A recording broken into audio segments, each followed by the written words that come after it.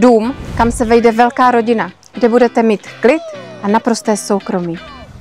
Jsme v obci Olbram Kostel, která leží jen 15 minut od Znojma. Prostor, který vám dává volnou ruku, abyste si ho dotvořili přesně podle svých představ. Moderní jednopodlažní dům s celkovou plochou 352 metrů byl vyprojektován v energetické třídě A. Dominantou domu je velkorysý obývací pokoj s kuchyňským koutem a jídelnou o velikosti 87 metrů čtverečních. A stejně prostorné jsou i další místnosti, díky čemuž dům nabízí maximální komfort pro rodinné bydlení. Najdete zde kvalitní dřevohliníková okna, navrženo je zde podlahové vytápění nebo například zelená střecha.